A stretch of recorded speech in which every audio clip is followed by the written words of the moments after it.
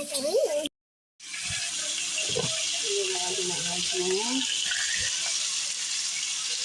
garlic.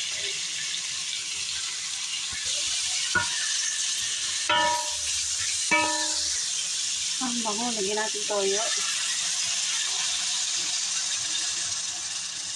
Toyo. Pineapple juice.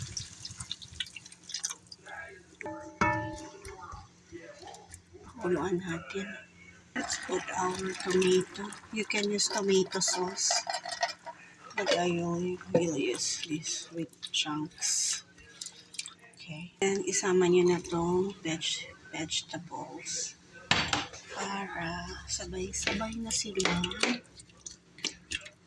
lumambot. Okay? Bye!